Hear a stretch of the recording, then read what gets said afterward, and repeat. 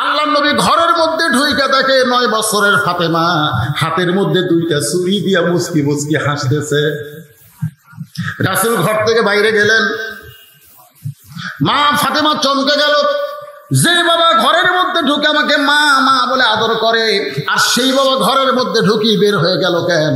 বারান্দায় গিয়ে দেখি নবীর চোখটা দর দর করে পানি পড়তেছে। ফাতেমা বলে, বাবা কি দুঃখ আপনার মনে, এমন করে আপনি কাঁদেন কেন? রাসূল বলে, ফাতেমা তুই কোনোদিন মনে করিস না যে আমি নবীর মেয়ে বলে জান্নাতে যাব। তুই কোনোদিন মনে করিস না আমার বাবা নবী, আর এই কারণে আমি জান্নাতে যাব। জান্নাতে যদি যাবার চাও তাহলে জান্নাতের আমল করতে হবে মা। এই দুনিয়ার সাজ ভালো না, আল্লাহ আখিরাতে তোমাদেরকে সুন্দর করে সাজায় দিবে। সঙ্গে সঙ্গে ফাতেমা হাতের 2টা ছুরি খুলে মাটির ফাইলা দিলেন। যে ফাইলা দিছে নবী দৌড়ে গিয়া ওই ছুরি 2টি কুড়ে জামার পকেটের মধ্যে ঢুকাই দিলেন। ফাতেমা বলে, বাবা যে ছুরি হাতে দেওয়ার কারণে আপনি ঘরের ভিতর থেকে বের হয়ে বারান্দায় কানলেন, আর সেই ছুরি ফাইলা দিলাম আপনি পকেটের মধ্যে কেন ঢুকালেন? রাসূল ফাতেমাকে কাছে নিয়ে কপালে একটা চুম্বন দিয়ে বললেন, মা এই 2টা ছুরি আমি যত্ন করে রাখবো।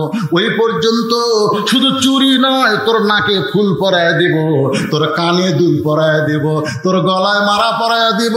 ফাতেমা বলে, বাবা কবে কবে কবে? আল্লাহর নবী বললেন, যেদিন তোমার বিবাহ হবে। রে ফাতেমা, মেয়েরা কেবলমাত্র একজন পুরুষের জন্য সাজতে পারবে, সেই পুরুষটা হলো তার স্বামী।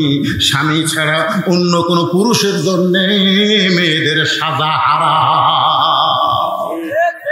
তাহলে আপনার মেয়েরা সারা দিন সাজিয়া গুজিয়া গোটা পাড়া ঘুরে বেড়ায়, ওই কার জন্য সাজে? কথা বল না কেন, কার জন্য সাজে? তাহলে বাবা হিসাবে আপনার দায়িত্ব আছে না নাই? জোরে করে আছে না নাই? ওমর ফারুক চমকে গেলেন, আমার সন্তান ডানেও যায় বামেও যায়, বাবা হিসাবে আমার দায়িত্ব আছে না নাই? এখন সন্তানকে কিছু ওয়াজ করবেন। আল্লাহ রাসূল বলেছেন, আসসালামু ক্বাবলাল কালাম, কোনো কথাবার্তা বলার আগে দেওয়া লাগবে কি সালাম। সেটা নিজের ছেলে হলো। আপনার ছেলে যদি বইয়ের কথা মতো চলে, এই কথা শোনেন, আপনার ছেলে বইয়ের কথা মতো চলে চলে না, এরকম ছেলে আছে না নাই? বউ যা কয় তাই, বউ যা কয় তাই, এইরকম বহু ছেলে আছে। তা আপনি সেই ছেলেকে যদি বাধ্য করতে চান, তাহলে প্রতিদিন সকালে ছেলের সাথে দেখা হলে আপনি সালাম দেবেন। আপনি ছেলেকে সালাম দেবেন, আসসালামু আলাইকুম বাবা কেমন আছো? ছেলে চমকে উঠবে, কে রে বাপ হয়ে আমার সালাম দিল, আগামীকাল থেকে আর চান্স দেবো না। পরদিন সকালে ছেলে আপনাকে বলে, আসসালামু আলাইকুম বাবা কেমন আছেন? বলে, তুই যেমন রাখতেছিস। তখন ভিতরে হবে যার বইয়ের বুদ্ধি শোনা যাবে না রে। বাপ বেটার মধ্যে সালামের কারণে একটা মহব্বত হবে। সুবহানাল্লাহ খান, কথা খান। সালাম কি? সবচাইতে বড় দোয়া হলো সালাম। উমর ফারুক দেখলেন আমার ছেলে ডানেও যায় বামেও যায়, এই ছেলেকেও ভালো ওয়াজ শোনাবার গেলে আগে সালাম দেওয়া লাগবে। যেরকম কি দেওয়া লাগবে? উমর ফারুক সালাম দিলেন, আসসালামু আলাইকুম ইয়া ইবনি, রে আমার নান্নু মান্নু খোকা, আমার কলিজার টুকরা সন্তান, আল্লাহ তোমার উপরে রহমত বর্ষিত করুক। জোরে কোন সুবহানাল্লাহ। সঙ্গে সঙ্গে উমর ফারুকের ছেলে বলতেছে, আপনি কে ভাই? আপনাকে তো চিনলাম না। ওমর ফারুক ইয়া ইবনি বললেন, ইয়া ইবনি মানে আমার পুত্র। আর ছেলে সালামের উত্তর না দিয়ে বলতেছে, আপনি কে ভাই? আপনাকে তো চিনলাম না। ওমর ফারুক চমকে গেছে, কে রে বেটা হয়ে বাপুক ভাই কয়, এই লক্ষণ তো খারাপ।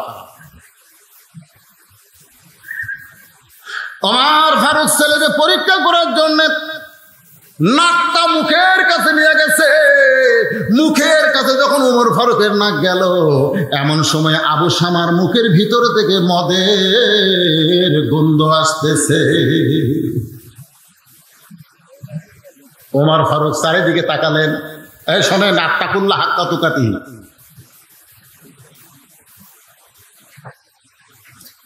কেউ দেখেনি। আমার ছেলে যে মদ খাচ্ছে কেউ দেখেনি। কেউ দেখেনি। আসর নামাজ পড়ে এখনই আসর নামাজ পড়ে টাটকা নামাজি জমির আলোত গেছে, যাই দেখে উপর জমির পানি, নিচে ওর জমির পানি নেয়। কে রে উপরে এত পানি, আমার জমির পানি নেয়। মাথার কিন্তু টুপি আছে, এই চারিদিকে তাকাবে না, কেউ নাই, কেউ নাই। আস্তে করে বসে একের পানি কাটে দিয়ে ওই পানি দেয়, হাত ফলো ফলো করে ধুয়ে আবার চারিদিকে তাকে বলতেছে আলহামদুলিল্লাহ, কেউ দেখেনি, কেউ দেখেনি।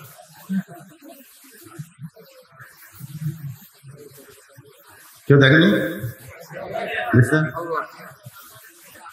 এইটাই হলো হাক্কা তুকাতি, এইটাই।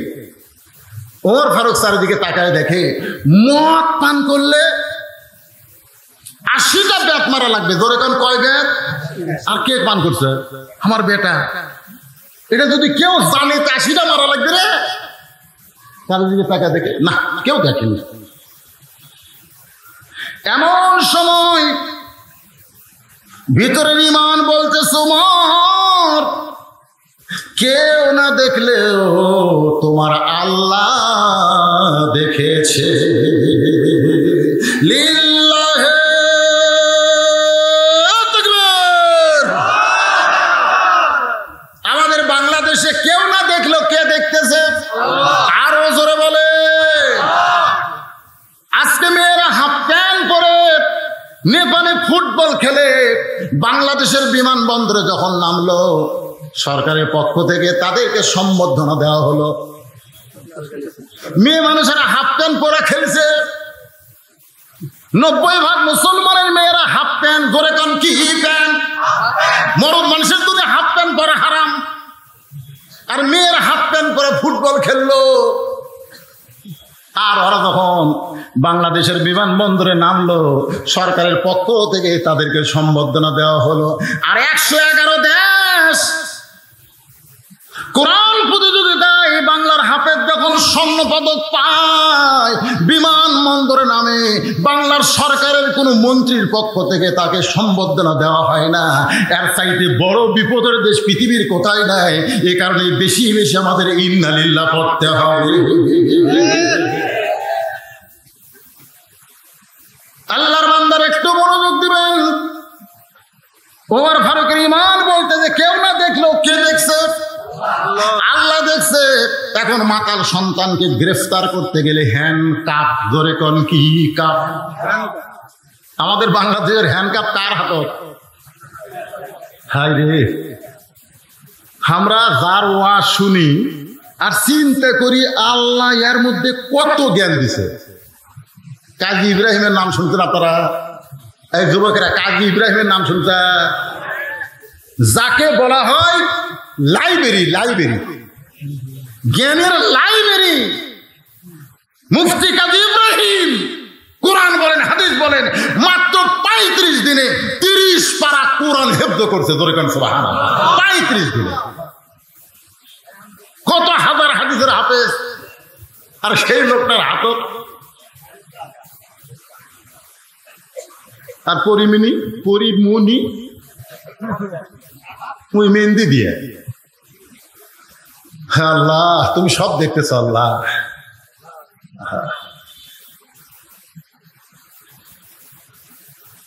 কি অপরাধ করেছে আমির হামজা?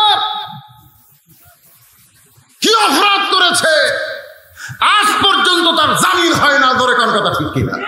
কি অপরাধ করেছে? কি অপরাধ করেছে? 50 বছর কোরআনের তাফসীর করা আল্লামা সাঈদী জেলখানার মধ্যে যাকে বন্দী করে রাখা হয়েছে। ধরে কোন কথা ঠিক কিনা?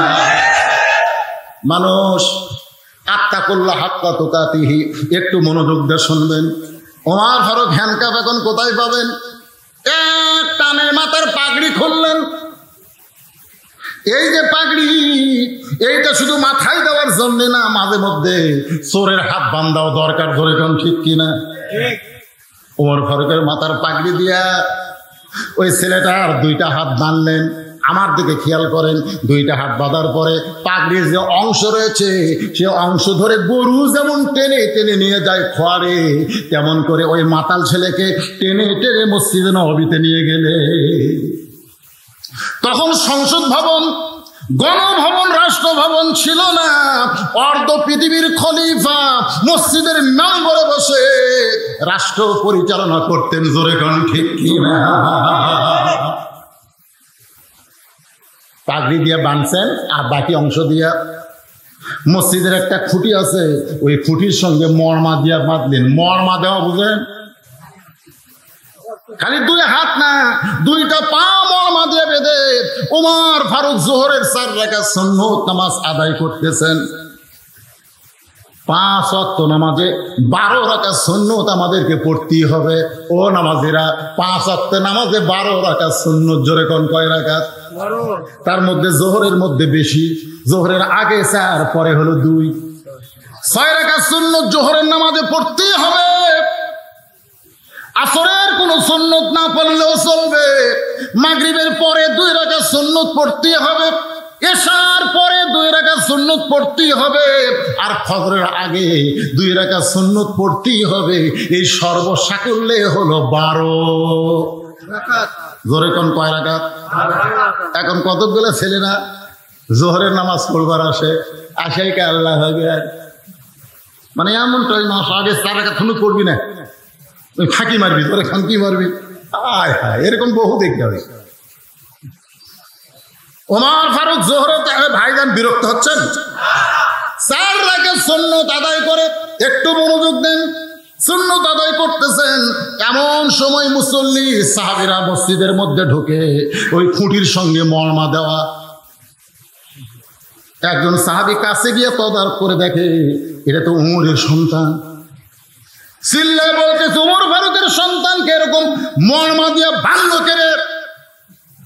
মানে চামচে। ধরে তোর কার চামচে? আল্লাহর না উমরের? এ কথা হয় না।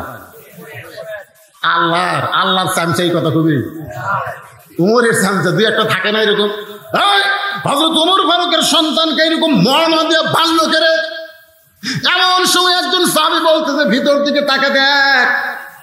ভিতর দিকে তাকায় দেখে ওমর ফারুক নামাজের সেজদায় আছে। ওমর ফারুক যদি নামাজের সেজদায় থাকে, তার সন্তানকে মরমা দিয়ে কে বাঁধলো এইটা জানার কোনো দরকার নেই। সবাই সুন্নত আদায় করার পরে যখন জামাতের সময় হলো, ওমর ফারুক মেহরাবের মধ্যে ঢুকে গেলেন। সবাই দেখে ওমর ফারুকের মাথায় টুপি আছে, কিন্তু পাগড়ি নাই। ধরে কোন কি নাই? পাগড়ি পরা কি ফরজ নাকি? ধরে কোন পাগড়ি পরা কি ফরজ? টুপি দেওয়া কি ফরজ? টুপি দেওয়া কি ফরজ? টুপি দেওয়া সুন্নত নববী। আল্লাহ নবী পেশাব পায়খানা করতে গেলেও মাথা ঢেকে যাইতেন, এই জন্য টুপি দেওয়া হলো সুন্নত, পাগড়ি পরা হলো সুন্নত। আমি সৌদি আরবে দেখেছি, একমাত্র বাংলাদেশের মানুষ ছাড়া পৃথিবীর অন্য দেশের মানুষেরা টুপির গুরুত্ব দেয় না। খালি মাথায় নামাজ পড়ে, দাড়ি নেই। আমি সৌদি আরবে তায়েফে একজন সাহাবীর নামে মসজিদ আছে, আব্দুল ইবনে মাসউদ রাদিয়াল্লাহু নামে মসজিদ আছে তায়েফে। ওই তায়েফের মসজিদে ইমামের দাড়ি নেই। ধরে কান কি নেই? দাড়ি নেই। তো নামাজ শেষ করে আমি একটু মুসাফার ফলে ওনাকে চুমু খাওয়ার কারণে, ওরা চুমা খুব পছন্দ করে, আমি গাল লাড়ে দেখি ওরে খড় খড়াবে। আমার মনে হয় ওই নামাজের আগে ক্লিন শেভ করে আসছে। আমি বললাম, একটা সাহাবীর নামে মসজিদ, আর সেই মসজিদের ইমামের দাড়ি নাই রে। আর আমাকে বাংলাদেশে দাড়ি মুখ দিয়ে লাফে রে। ছোট হলি কয় এই জামা শিবির রে, দাড়ির মাপ ছোট। তো মাথায় কি নাই? মাথায় পাগড়ি নাই। পাগড়ি ছাড়াই হযরত ওমর জোহরের নামাজ আদায় করলেন। জোহরের নামাজের পরে 2 রাকাত সুন্নত নামাজ আদায় করে ওমর ফারুক তড়ি ঘড়ি আবু শামার কাছে চলে আসলেন। আয়েশা দেখে আবু শামা কাঁদতেছে আর বলতেছে, বাবা এমন করে জোর করে এমন করে আমাকে কে বাঁধলো বাবা? মেহেরবানি করে আমার বাঁধনটা খুলে দেন বাবা গো, আমার বড় কষ্ট হয় বাবা, আমার 2টা হাত মনে হয় ছিলে গেছে বাবা, এত জোরে আমাকে কে বাঁধলো বাবা? মেহেরবানি করে আমার বাঁধনটা খুলে দেন। ওমর ফারুকের চোখ দিয়ে দর দর করে পানি পড়তেছে। পানি পড়ার কারণ হলো 2টা। 1 নম্বর কারণ হলো, কিছুক্ষণ আগে তুই আমাকে ভাই কইছিস, এক নম্বর কারণ কি? কিছুক্ষণ আগে আমারে ভাই কইছিস। আর 2 নম্বর কারণ হলো, কোন সন্তান যখন বাবা বাবা বলে ডাকে, ওই বাবা ডাকটা তার কানের ভিতর দিয়ে শুধু কানের মধ্যে থাকে না, এটা কলিজার মধ্যে ঢুকে যায়। বাবার মতন, সবাই বলেন, বাবার মতন আপন বন্ধু নাই রে দুনিয়া। খুশি না বেজার? কথা কন, খুশি না বেজার? আপনার শ্বশুর যখন বাড়িতে আইলো, আপনার বউ কয় তরকারি, আপনি জানেনই না এত তরকারি হয়েছে। কেন কোত্থেকে হয়েছে? এগুলো আমি জোগাড় করছি, আমার বাবা আইছে। যখন আপনার বাবা আছে তখন আলু ছানা, যে বিস্কুট এখন পিঁপড়াও খায় না, সেই বিস্কুট শ্বশুরের সামনে দিছে। শ্বশুর বিস্কুট কামড় দেয়, তার দাঁতের মধ্যে লোক ঢুকে।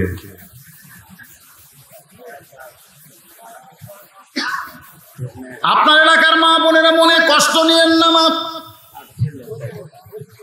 নিজের শ্বশুর বাবাকে যেমন মহব্বত করেন, শ্বশুরকেও তেমন মহব্বত করার দরকার আছে না নেই? দরকার আছে না নেই? আপনি বাবা ডাক শুনলে কলিজার মধ্যে ওমর ফারুকের চোখ দিয়ে পানি পড়তেছে। আহারে, আমাকে বাবা বাবা বলে আমার সন্তান ডাকতেছে, সন্তান ডাকতেছে বাবা বাবা বলে, এই জন্য কাঁদতেছে। আর একটা কারণ হলো, কিছুক্ষণ আগে আমি সালাম দিছিলাম, ও সালামের উত্তর না দিয়ে বলতেছে আপনি কে ভাই? তো কিছুক্ষণ আগে আমারে ভাই বলছিস, এখন আমারে বাবা বলতেছিস। বলেন তার মধ্যে মারেফত আছে না নাই? এই মারেফতটা কি? এই মারেফত কি? কিছুক্ষণ আগে আসছিল কি? আরে কথা কয় না, কি বুঝতেছেন? কিছুক্ষণ আগে মাতাল, মাতাল দেখতেছেন না হুজুর? এর সামনে ওটা ওটা ওটা আমার হুজুর। ওই সাইডে যা দেখতেছেন ওটা আমার, ওই সাইডে যেটা দেখতেছেন ওটা আমার হুজুর। দোয়া করবেন, এই সাইডেও কেনার চেষ্টা করতেছে। আর এই সাইড আমার ভাইয়ের, এই সাইড হলো আমার বাপের। এলাকার মধ্যে পাও দেওয়ার জায়গা কেন নাই? তো সবই যদি তোমাকে হয় আল্লাহ, তখন হুজুর আল্লাহটা দেখবার গেলে আপনার 2 মিনিট হাঁটা লাগবে। কয় মিনিট? 2 মিনিট। তো চলো দেখে আসি। ফেরেশতা আল্লাহ কি যে এতক্ষণ দেখালো, এগুলো আমার, এখন তোমারটা দেখাবার যাচ্ছি কি? আল্লাহ কই মাতাল হসে রে, মাতাল হসে, দুনিয়ার মহব্বতের মদ খাসে। এখন মসজিদের সামনে যা বলতেছে ভাই, এখানেও আল্লাহর কিছু ছিল না, এখানেও আল্লাহর কিছু ছিল না। আমার চাচা দয়া করে আল্লাহ 700 দান করছে। এখানেও কিন্তু আল্লাহর কিছু ছিল না, আমার চাচা দিছে। আর আমরা টাকা দিয়ে আল্লাহকে একটা ঘর বানিয়ে দিছি। ফেরেশতাকে আল্লাহ এটা কোন দেশ? এই দেশে তোমার কিছু নেই, এরা দিলে তুমি পাও। এই দেশের নাম কি? আল্লাহকে ওই দেশে হলো ইন্নালিল্লাহ বাংলাদেশ। এই বাংলাদেশে আমি আল্লাহর চাইতে গরিব কেউ নাই রে। মাতাল হোসেন কিছুক্ষণ আগে মদ খায় মাতাল ছিল, তখন বাবা সালাম দিলে বলছে আপনি কে ভাই? আর এখন বাবা বাবা বলে কাঁদতেছে, তার মানে মাতলামি গেছে। জোরে কোন ঠিক কিনা? আল্লাহ বলেছেন আনফিকু মিম্মা রাযাকনাকুম মিন ক্বাবলি আন ইয়াতাহাদাকুমুল মাউত ফায়াকুলা রাব্বি লাউলা আখখারতানি ইলা আযালিন করিব। যেদিন আজরাইল তোমার সামনে আসবে, সেদিন তোমার মাতালগিরি ছুটে যাবে। জোরে কোন কথা ঠিক কিনা? আজরাইল না আসা পর্যন্ত মাতালগিরি যাচ্ছে না, খালি দেখাচ্ছে এটা আমার, এটা আমার, এটা আমার। যে আজরাইল আসবি তখন কি কবে জানেন? আল্লাহ কোরআনে বলতেছে, ভাই আজরাইল, এই তুই এত তাড়াতাড়ি যে আসবি আমি জানি, খালি একটু খবর টবর দিয়ে আসলে। আমার মতন ভালো মানুষ এই দুনিয়ার কেউ ছিল না। এটা সরাসরি আসছিস ভাই, আমার যা আছে আমি সব তোকে দিয়ে দিলাম। দেখেন কথার সাইজ কি? আমার যা আছে আমি সব তোকে দিয়ে দিলাম, খালি একটা বছর আমাকে সুযোগ দে। আমি 1 বছরে নামাজ পড়ে, রোজা করে, জিকির করে, তৌবা করে, আমি প্রকৃত মুসলমান হয়ে তারপরে তোকে ধরা দেব। তখন আজরাইল বাম হাতে একটা সোয়াল মারবি। ধরে কোন হাতে? এই যে দেখেন, সরে ওই পেশাব করবি, পায়খানা করবি। দেখবেন অনেক মানুষ ধোয়াবার গেলে, মরার পরে ধোয়াবার গেলে দেখবেন ওই পেশাব পায়খানা করে সব নাকে ফেলে দিছে। এরকম আছে না নাই? এরকম আছে না নাই? যাই পেশাব পায়খানা করে মরছে বুঝবি না আজরাইলের ফল খাতা। কতক লোক বলে হুজুর লোকটা মারা গেছে, গোসল করালাম, কিছুই নাই হুজুর, পেশাব নাই, পায়খানা নাই, তার মানে ওই চল খাইনি ভাই, ওই ইমাম নিয়ে গেছে রে। কথা বল না কেন? আজরাইল চল মারার কারণ কি জানেন? কেরে তুই মরার সময় বেঈমান, তুই যে বলতেছিস আমার যা আছে সব দিব, আমার কি রে, তোর কি আছে? পরের জায়গা পরের জমি, সবাই বলেন পরের জায়গা পরের জমি, ঘর বানায় আমি রই, আমি কিন্তু ঘরের মালিক নই। সবাই বলেন না কে ভাই? গানটা গাইলে কি গুনাহ হবে? পরের জায়গা পরের জমি, পরের জায়গা পরের জমি, ঘর বানায় আমি রই, আমি কিন্তু ঘরের মালিক নই। জমিদারের ইচ্ছা মতো জমিদারকে, সবাই জবান খুলে বলেন জমিদারকে। জমিদারের ইচ্ছা মতো দেই না জমিন চাষ, তাই তো ফসল ফলে না রে দুঃখ 12 মাস। সরকার ইচ্ছা মতো দাম বাড়ায়, গরিব মানুষ খালি টাকা দেখে, খাওয়ার কোনো বুদ্ধি নেই। পকেট ভরে টাকা দেওয়া যায়, ব্যাগ খালি করে আয় ভাই রে। সোয়াবিনের দাম জানিস? 100 মিনিট তেল দাম বাড়ছে, পরের দিন গোস্ত কিনবার যায় দিকে 600। পেট্রোলের দাম বাড়ছে, মসুরের ডালের দাম বাড়ছে। হায় হায় রে, এত কিছু আগুনের মতন দাম বাড়তেছে, তারপরেও বাংলাদেশের জনগণ জবান ফোটে না। ধরে কোন কথা? তার মানে আস্থা করলো আল্লাহর ভয় আপনাদের কলিজায় না, আমাদের কলিজায় সরকারের ভয় ঢুকে গেছে। ধরে কোন কথা ঠিক কিনা ভাই? এই ভয় নিয়ে মরবে মুসলমান? জান্নাতে যাওয়ার জন্য আঁকি তুলছি, মনে আছে না? ভুলে গেছেন? আজকে এই যুবকেরা মাহফিলের তারিখ যখন আমার কাছে নিল, আমাকে বলে হুজুর এর আগে আপনি একবার আইছিলেন, সেইবারে কিন্তু বৃষ্টি হচ্ছিল, মনে আছে আপনাদের? ওয়াজ শুরু করতে করতে বৃষ্টি ঝুরঝুর করে পড়া শুরু হলো। আমি কইলাম ভাই একজন উঠবেন না, বৃষ্টি বন্ধ হয়ে যাবে। আপনারা কেউ উঠলেন না, বৃষ্টি আল্লাহ বন্ধ করে দিল। মাহফিল শেষ করে যেই ঘরের মধ্যে গেছি, শুরু হয়ে গেল। এরা দাওয়াত দেওয়ার সময় আমাকে বললো হুজুর আবার আপনি এই সময় দাওয়াত দিচ্ছেন, বৃষ্টি যদি হয়। আমি কইলাম তোমাদের যদি নিয়ত সহি হয়, তোমরা যদি নেক নিয়তে মাহফিল করো, বিশ্বাস করো বাবা বৃষ্টি হবে না, সুন্দর মাহফিল তোমরা হয়ে যাবে। আপনারা বলেন তো গতকাল বৃষ্টি হয়নি? হয়নি? মাস্তান এলাকায় হয়নি? এখানেও তো হবার পারত। আজকে এই গরমের মধ্যে বৃষ্টি হয়তো, কিন্তু ছেলেদের নিয়ত ভালো। আমি কালো বক্তাকে দাওয়াত দিলেও বৃষ্টি হলো না। আমাকে বলছে হুজুর আপনি ওয়াজ করার ফাঁকে কোনো এক সময় 10টা মিনিট একটু আমাদের এই ফোরকানিয়া মাদ্রাসা আমাদের মাহফিলের জন্য একটু হাত বাড়াবেন। আমি ওয়াজ করব, কমপ্লিট ওয়াজ না করে আমি যাই না। যদি আপনারা চলেও যান, উমর ফারুকের ছেলে এবং ইন্না লিল্লাহর ওয়াজ করতে যদি আমাদের রাত 12টা বাজে বা 12:30টা বাজে, আমাদের কোনো আপত্তি আছে? আমাকে ঢাকার থেকে নিয়েছেন, আমি তো আপনাদের এলাকারই মানুষ। তাই ছেলেদেরকে বলবো বাবা এই সময় 12:15 বাজতেছে, তোমরা একটু ব্যাগ নিয়ে ভিতরে ঢোকো, ব্যাগ নিয়ে ভিতরে ঢোকো। কয়টা বাজতেছে? হ্যাঁ ওই 11টা বাজতেছে। তার মানে কতক্ষণ ওয়াজ করছি? আধা ঘন্টা। ওই 1 ঘন্টা পর আমাকে কইছিল 1 ঘন্টা, সেখানে আমি 1.5 ঘন্টা পরে আপনাকে উঠা বসা করে 1 ঘন্টা উঠবেন না। আপনারা এই কোরআনকে ভালোবাসেন না? কোরআনকে ভালোবাসেন না? তাহলে কোরআনের মাদ্রাসা ফোরকানিয়া মানে কি? ফকুন্নি মাদ্রাসা। ফোরকানিয়া মানে যেখানে কোরআন শিক্ষা দেওয়া হয়, সেই মাদ্রাসাকে ফোরকানিয়া মাদ্রাসা বলে। সে মাদ্রাসার জন্য, মাহফিলের জন্য ছেলেরা আপনাদের কাছে ব্যাগ নিয়ে গেছে, ব্যাগ নিয়ে গেছে, পকেটে যা আছে বের করে দেন। ওয়াজ হবে একেবারে শেষ পর্যন্ত আপনারা থাকবেন, ব্যাগের মধ্যে দেন 10, 20, 50, 100, 1000, 2000 টাকা তারা দিবেন, স্টেজের উপরে আসেন। তাদের জন্য আমি একটু বলবো, এখানে অনেক আল্লাহর বান্দা আছে 1000, 2000, 5000 দিবে, তারা ব্যাগের মধ্যে না দিয়ে আমার হাতের মধ্যে দিয়ে দেন। আমি দোয়া করে দেবো ছেলেদেরকে নিয়ে প্রতি বছর তারা যেন কোরআনের মাহফিল করতে পারে, আল্লাহ যেন তাদেরকে মাহফিল করার তৌফিক দিয়ে দেয়। ধরে কোন আমিন। টাকা যদি না থাকে আপনি উঠবেন না, আপনি টাকা না দিবার পারলে উঠবেন না, আপনি বসে থাকেন, অসুবিধা নেই, কোনো সমস্যা নাই। মাত্র 10 মিনিট লাগবেই না, এর আগে ইনশাল্লাহ ব্যাগ নিয়ে ফেরত আসবে। আপনাদের মধ্যে কেউ এমন আছেন যে হুজুর এই ফোরকানিয়া মাদ্রাসায় আমি একটা কোরআন শরীফ দান করব। আমার বাপ মা কবরে গেছে, বাপ মার রুহের মাগফিরাত আমি একটা কোরআন শরীফ দান করব।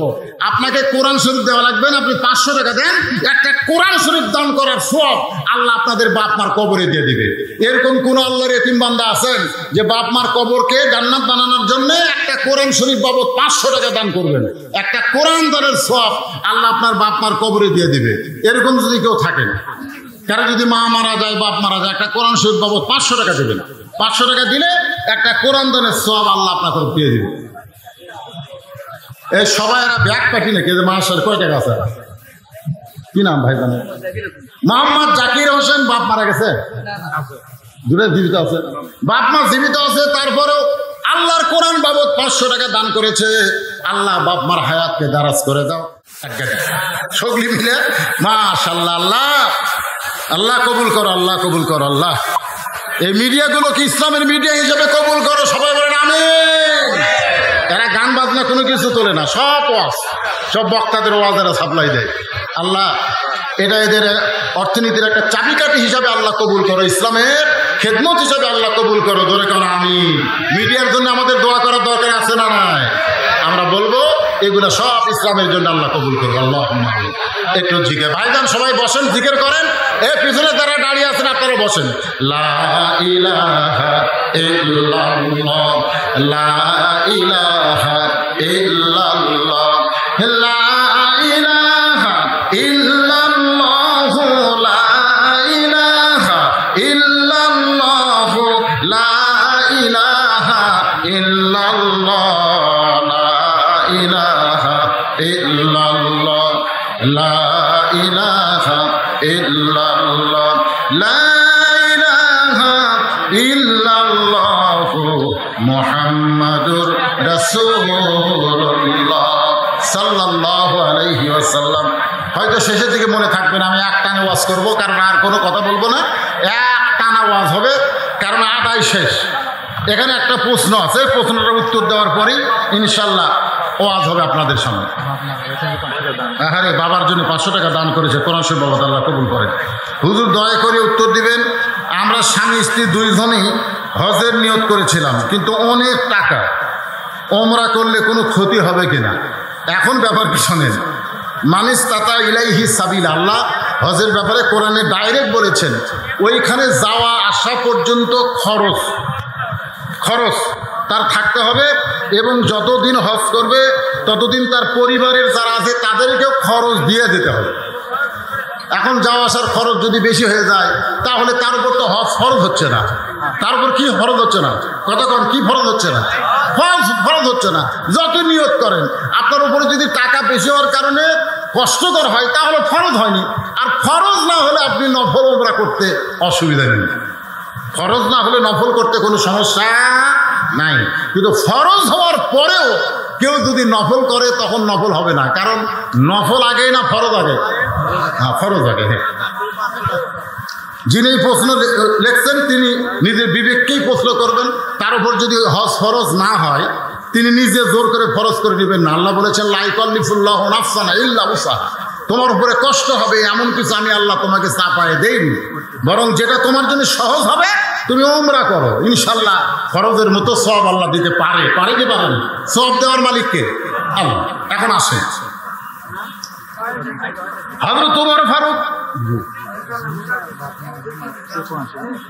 আচ্ছা, ওখানে লিখে দেন বাবা। সবার জন্য দোয়া হবে, যারা যারা দান করবেন। এখন আমি হয়তো ওয়াজ করতেছি আর বলতে পারতেছি না, আপনারা মনে করবেন না যে আমি দান করলাম হুজুর কইল না বলে আমার দোয়া মনে হয় কবুল হলো না। কারণ আপনি যখনই দান করবেন কেউ না জানলেও কেউ জানতেছে, আল্লাহ জানতেছে। আর আপনারা বলেন তো প্রকাশ্যে দান বেশি সওয়াব না গোপন দান?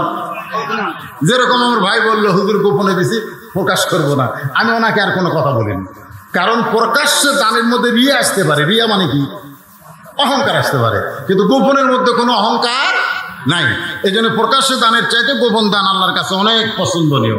এই দুনিয়াতে যত বড় বড় জিনিস হয়েছে এগুলা প্রকাশ্যে হয়নি, গোপন দানই বেশি হয়েছে। কি দানে বেশি হয়েছে? গোপন দানে বেশি। আসেন একটু জিকির করেন, লা ইলাহা ইল্লাল্লাহ, লা ইলাহা, লা ইলাহা ইল্লাল্লাহু মুহাম্মাদুর রাসূলুল্লাহ সাল্লাল্লাহু আলাইহি ওয়াসাল্লাম। আপনারা মনে আছে কোন জায়গায় রাখছি? বিষয়টা কি? ইন্না লিল্লাহি। এই আজকের ওয়াজের বিষয় কি? কেউ যদি আপনাকেও আগামীকাল প্রশ্ন করে যে বজলুল রশিদ তো অনেক বছর পর ওয়াজ করে গেল রে, এর আগে বেহেশতের টিকিট করে গেছে, এইবারে কি ওয়াজ করলো? আপনারা খালি বলবেন মরার পরে আমরা যেটা কই সেটা ধরে ওয়াজ করতে পারে। এই আয়াত কে জানে না? আপনারা কোন আপনাদের মধ্যে এমন কোন বোকা আছে যে ইন্না লিল্লাহ জানে না? আর অর্থ না হয় না জানে, কিন্তু ইন্না লিল্লাহ মানুষ মরার পরে বেশি না কভার করলে ইন্না লিল্লাহ তো কয় কি কয় না? তা আমি সেই বিষয় নিয়ে আজকের বিষয় হলো ইন্না লিল্লাহি ওয়া ইন্না ইলাইহি রাজিউন। এখন আলোচনা হচ্ছে আত্তাকুল্লাহ হাক্কা তুকাতিহি। কেন হচ্ছে?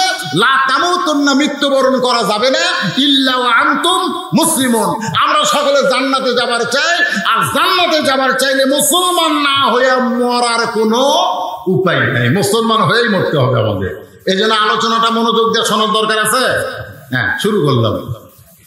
ওমর ফারুক কয় কারণে কাঁদতেছে মনে ভুলে গেছে। এক নম্বর কারণ হলো কিছুক্ষণ আগে সালাম দিছি, তুই সালামের উত্তর না দিয়ে বলতেছিস আপনি কে ভাই। দুই নম্বর কারণ হলো বাবা যখন সন্তান যখন বাবা বাবা বলে ডাকে, তখন ওই ডাকটা কিন্তু শুধু কানের মধ্যে থাকে না, ওই ডাকটা কানের ভিতর দিয়া বাবার কলিজায় চলে আসে। এজন্য বাবার মতন আপন বন্ধু নাই রে দুনিয়ায়। নিজে না খাইয়া বাবা সন্তানকে খাওয়ায়। বাবার মতন আপন বন্ধু নাই রে দুনিয়া। ওমরের চোখ দিয়ে পানি পড়তেছে। কি করবে? সন্তান যে হারে বাবা বলে কাঁদতেছে। হাক্কা তুকাতিহি চুপ করছে। এই চোখের পানি দেখলে তো হবে না, কারণ আল্লাহর আইন কয়টা মানা লাগবে? জোরে বলেন কয়টা? আমাদের বাংলাদেশের ওয়াজ দিয়ে মাদক মুক্ত সমাজ, ওয়াজ দিয়ে সরকার চাচ্ছে মাদক মুক্ত সমাজ করতে চাই। আবার ফেন্সিডিল কোন দেশ থেকে আসতেছে ভাই? আরে ফেন্সিডিল মিয়ানমার, ফেন্সিডিল হলো ভারত। আমাদের কলজের টুকরা। এক নেতা বলতেছে ৭১ যদি ভারত আমাদের সহযোগিতা না করত আমরা স্বাধীন দেশ পেতাম না। আমি নেতারে কইলাম তওবা পড়ো, তওবা পড়ো।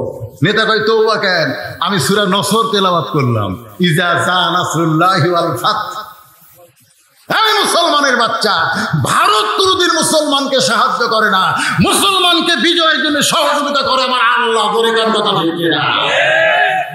যদি তোমরা বলো ভারত সহযোগিতা করার কারণে আমাদের দেশ স্বাধীন হয়েছে, তাহলে শুনে রাখো এটা স্বাধীন হয় নাই, বরং ভারতের অধীন হয়ে গেছে। দরকার কথা ঠিক না? স্বাধীন হচ্ছে। একটু মনোযোগ দিবেন। নাসরুম মিনাল্লাহি ওয়া ফাতহুন কারীব ওয়াবাশশিরিল মুমিনিন।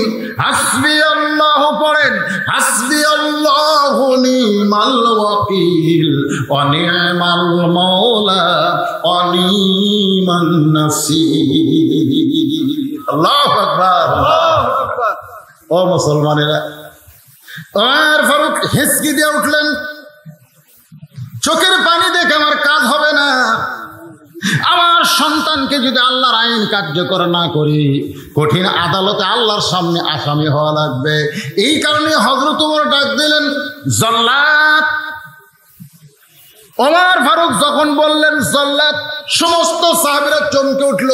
সমস্ত সাহাবীরা চমকে ওঠার কারণ হলো যে জল্লাদ ওমর ফারুক কেন ডাকতেছে? জল্লাদ বোঝেন আপনারা? জল্লাদ কি? এই জল্লাদ কি? জল্লাদ বোঝেন না? আমাদের বাংলাদেশের এক জল্লাদ নামাজি আছে, নামাজি। আগে নামাজ পড়তো না, ভাই মানুষের ফাঁসি টাসি দিত তো ওর ভিতর আমি সীমার রে, আমি জল্লাদ রে, আমি কসাই রে, জোর এখানে একটা কতগুলো নামের একটা তাসির আছে না নাই? আমার এলাকার এক কসাইয়ের মেয়ে বিয়ে দেওয়া লাগবে, আমাকে বলে হুজুর একটা ভালো পাত্র দেখেন। আমি এক হাফেজ সাহেবকে বললাম বারে একটা ভালো মেয়ে আছে বিয়ে করবা। হাফেজ সাহেব বলছে যে হুজুর মেয়ের বাপ কি করে? যেই বলছি কসাই, ওই 3 বার নাউজুবিল্লাহ করছে। আমি বললাম কেন কসাই কি মানুষ না? না হুজুর যে দাও দেয় গোস্তর উপর মারে, ওই দাও যদি কোনোদিন ভুল করে আমার কান্নার উপর ধরে, দরকার নাই, দরকারে বিয়েই করবো না, কিন্তু কসাই দেখি। জল্লাদ ফাঁসির আসামিকে নিতে গেছে, যাই দেখে আসামি নামাজ পড়তেছে। কিছুক্ষণ পরে বলতেছে নামাজ শেষ হলে আপনার ফাঁসি হবে। এই মুহূর্তে ফাঁসির মঞ্চে চলেন। আল্লাহর জিকির করতেছে আর ফাঁসির মঞ্চের দিকে আসতেছে। জল্লাদ আশ্চর্য হয়ে যায়, একটা ভয় ভীত তার কলিজার মধ্যে নেই। জল্লাদ বলতেছে এই মুহূর্তে আপনার ফাঁসি হবে, আর আপনার ভিতরে কোনো ভয় দেখি না। সঙ্গে এই মক্তবে পড়াবেন, আপনার সন্তান জানাজার নিয়ম কানুন শিখবে।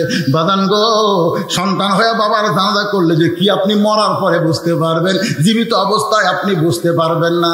একটু মনোযোগ দিয়ে কথাগুলো শুনবেন। ওমর ফারুক জানাজা করার পরে এক দৌড়ে গিয়ে কবরের মধ্যে নামলেন। সাহাবীরা আবু শামার লাশটা যখন দিয়ে দেয়, ওমর ফারুক নিজের হাতে সন্তানের লাশ কবরের মধ্যে রাইখা কবরে মাটি দিয়া সবাই যখন চলে যায়, এমন সময় হযরত ওমর কবর ছেড়ে যায় না। সাহাবীরা চিন্তা করে সবাই চলে গেল, কিন্তু হযরত ওমর যায় না কেন? ওই যে চাবুক মারছে 50টা, আরো 30টা বাকি আছে। ওই 30টা চাবুক কবরের উপর আঘাত করে বলতেছে আল্লাহ তোমার আইন হলো 80টা মারতে হবে, 50টা মারতে মরে গেছে, বাকি 30টা তার কবর উপর আদায় করে দিলাম। এখন তোমার কাছে কি আমি বলতে পারি আমার আবু শামাকে তুমি জান্নাত দাও? হাক্কা তুকাতিহি ওয়ালা তামুতুন্না ইল্লা ওয়া আনতুম মুসলিমুন। যদি আমরা আল্লাহর ভয় কলিজার মধ্যে নিয়ে আল্লাহর এরকম হুকুম আহকাম পালন করে যদি মুসলমান হয়ে মরতে পারি, আমাদের হাত তোলা কি সার্থক হয়ে যাবে। এই শশীবদনী যুবকদের মাহফিল করাও কি হবে? সার্থক হয়ে যাবে। আল্লাহ তাআলা আমাদের সকলের জন্য কবুল করুন। সকলে বলে আল্লাহুম্মা আমিন। জোরে বলে আল্লাহুম্মা আমিন। আপনারা কেউ ওটা বসা করেননি, আমার কলজে ভরে গেছে। কারণ এখন তো আমরা আগেকার মতন আর ওই টাইনিয়া টুনা যুবক বক্তার মতন ওয়াজ করে পারি না। পারি? আমার ওয়াজের বয়স হলো 33 বছর। এর আগে যখন আমি ওয়াজ করছি তখন যে কণ্ঠ এখনকার সেই কণ্ঠ আছে। তারপরও আপনারা মহব্বত নিয়ে বসে থেকে আল্লাহর কোরআনের মহব্বতে আপনারা জান্নাতের বাগানে ছিলেন। আমি একটু আপনাদের নিয়ে প্রাণ খুলে একটা দোয়া করতে চাই। দোয়া করবেন সবাই? করবেন সবাই ইনশাল্লাহ? বসেন ভাই, ওটা বসে করবেন না। দোয়া করতে ঘন্টার পর ঘন্টা লাগবে না। আল্লাহর রাস্তায় বসেন। এই যুবকদের জন্য আমাদের প্রাণ খুলে দোয়া করতে হবে। এই যুবকেরা এই সময়ে এখনো বর্ষা শেষ হয়নি তো, তারপরেও সাহস করে মাহফিল করেছে। এদের জন্য দোয়া, বক্তব্যের জন্য দোয়া, মুরব্বীদের জন্য দোয়া, যারা কবরের কাছে সকলের জন্য দোয়া হবে। বাবা তোমাদের জন্য খাস করে দোয়া হবে। যুবকেরা, ফরজ নামাজের পরে মোনাজাত করা যাবে কি? করলে কোনো গুনাহ হবে? মোনাজাত করলে গুনাহ হয়? শোনেন, এইগুলা কিন্তু আগে ছিল না। আমি এর আপনাকে একটা ক্লিয়ার করে বলতেছি, আপনার আজকে বুঝে যান। সালাম ফিরালে নামাজ, এই কথা কান না কেন? সালাম ফিরালে নামাজ কি শেষ? নামাজ একটা ইবাদত। নামাজ কি? আর দোয়াও মুখল ইবাদত। দোয়াও একটা ইবাদত। তবে নামাজের সাথে আর সম্পর্ক নাই। নামাজের সাথে কি নাই? সম্পর্ক নেই। আপনারা যদি মনে করেন যে মোনাজাত না করলে নামাজ হবে না, তা কিন্তু না। এটা মনে করা যাবে না। মোনাজাত একটাই ইবাদত। আপনি দোয়া দরুদ পড়ে আপনি ইচ্ছা করলে মোনাজাত করতে পারবেন, অসুবিধা নেই। কিন্তু এই আসসালামু আলাইকুম আল্লাহুম্মা আমিন না, এটা চলবে না। এটা চলবে না। এটা হয় আল্লাহর সাথে ঠাট্টা করা। অন্তত রাসূলের সুন্নত মোতাবেক যে দোয়া দরুদগুলো আছে এগুলো পড়ার পরে আপনি মোনাজাত করতে পারেন। কারণ মন চাইলে আপনার সঙ্গে শামিল হবে, মন না চাইলে হবে না। এই নিয়ে কোনো বাড়াবাড়ি করার দরকার নাই। যেরকম বাড়াবাড়ি করার দরকার নাই। আহলে হাদিস একবার করে একামত দিয়ে এতে জামাতের কোনো সমস্যা হবে কি? আহলে হাদিস কি এখানে আছে? তো এই ফেতনা আমাদের মধ্যে লিয়েছে দেখেন, একটা ফেতনা। ফেতনা খবরদার নিয়ে আসবেন না, এটা একটা ফেতনাবাজ। মসজিদে সিয়ারে নামাজ হবে কি? মসজিদে সিয়ারে শোনেন, মসজিদে সিয়ারে নামাজ হবে, তবে জামাতে হবে না। সে যদি অসুস্থ হওয়ার কারণে একা একা পড়ে তাহলে হবে, কারণ জামাতে নামাজ পড়তে গেলে কাতার সোজা করা কি কারিবুল ফরজ, কিন্তু ওয়াজিবের ব্যাপারে কোনো সন্দেহ, কাতার সোজা না হলে হচ্ছে না। তো কাতার সোজা হবে সিয়ারে বসলে? সেই জন্য নামাজ মসজিদে সিয়ারে বসা কোনাখানি যেখানে পারে পড়ুক, কিন্তু জামাতের মধ্যে সামিল করা যাবে না। জামাতে সামিল করতে হলে তাকে খাড়া হওয়া লাগবে, কারণ নামাজের ভিতরে বাহিরে 13টা ফরজ, তার মধ্যে এক ফরজ হলো দাঁড়ায় কি নামাজ পড়া। তাহলে তুমি জামাতের মধ্যে সামিল হবে, সিয়ারে বসবে, তুমি কোন চেয়ারম্যান?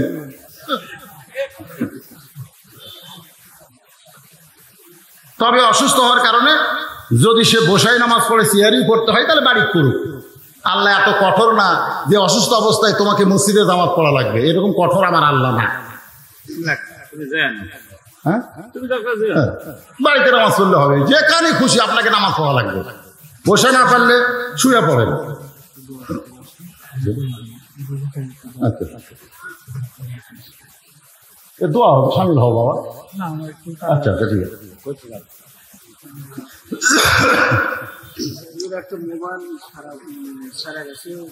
মোবাইল কোনো জায়গা হেরে যায় রে, আর এই জায়গা ছাড়া গেছে, মানে আর যা সাইজ খারাপ, মানে ফাটা ফুটা আবার দিয়ে বেঁধে থাকবে।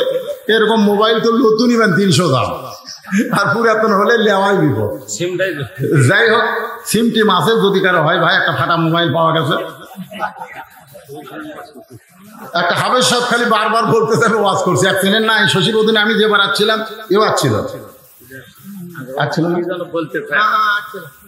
না, এ আসছিল আর গাইছে, জানে যে শশীবদিনের লোকেরা সেই অন্ধ মানুষ 30 পারা কোরআনের হাফেজ। সুবহানাল্লাহ। কি মানুষ? অন্ধ মানুষ। শুনে শুনে হাফেজ সাহেবরা বলছে, শুনে শুনে 30 পারা কোরআন হেফজ করছে। সকাল হাফিজি বিশ্ব চ্যাম্পিয়ন হয়ে দাম পাচ্ছে না, আর কানা হাফিজের খাওয়া আছে। এই মসজিদে গেলে ইমামতি করবার ছেলে মুসল্লি কয় টাকা দিয়া কানার পাশে নামাজ পড়বো। আজান দিবার গেলে কয় কারেন্টের যুগ বাবা, সকেটের মধ্যে লোক ঢুকে মরে থাকতে। মাদ্রাসায় চাকরি করবার গেলে আলিফ বা তাসা দেখছো কয় না, তাহলে পড়াবা কেমনে? তো মাদ্রাসায় চাকরি হয় না, মসজিদের মুয়াজ্জিন নাই, ইমামতি তো চলেই না। এই অন্ধরা কি করে খায়? এখন 30 পারা কোরআন হেফজ করছে, মনে করছে কোরআনের একটা দাম হবে, কিন্তু বাংলাদেশ যে সকালেরই দাম নাই, ওর দাম বাংলাদেশে কে দিবে? বড় আশা করে কষ্ট করে 12-14 বছর ধরে কোরআন শরীফ হেফজ করছে, কোরআনের বাংলা অর্থ করছে, মনে করছে আমার খুব দাম হবে। দাম তো পাচ্ছেই না, কিন্তু একটা অকাম করছে, সেটা জানেন? সেটা হলো বিয়া করছে। বিয়া করে খালি বইয়ের গলা ধরে থাকলে তাও হতো। প্যাকা প্যাক 4টা ছেলের বাপ, হ্যাঁ 4 ছেলের বাপ, 4টা সন্তান। ও দেখতেছেন বয়স, এই আবার নানা হচ্ছে, কে কি ছেলে না মেয়ে? এর বেটার আবার বেটা হবে, নানা হয়ে গেছে। সেই নানা হাফেজ সাহেব আপনাদের মধ্যে কোরআন থেকে তেলাওয়াত করে বারবার বলতেছে যে আমি একটু কোরআন পড়বো। তো কোরআন পড়ার দরকার নাই, কারণ আগে তো ওয়াজ করছে, হ্যাঁ, লোক থাকার দরকার না। তুমি সামনে আসো, একটু সামনে যাও।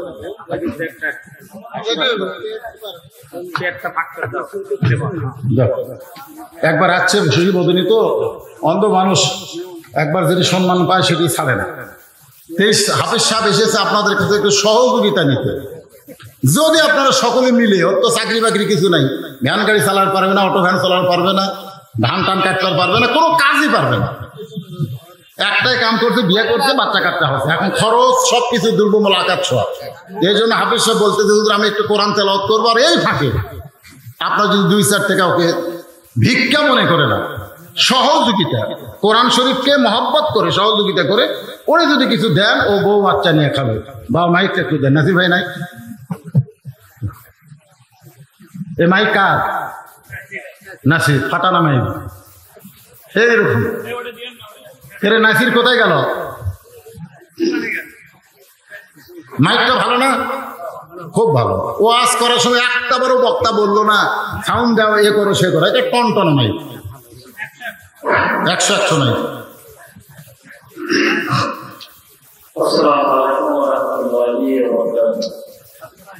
খুব সংক্ষেপ।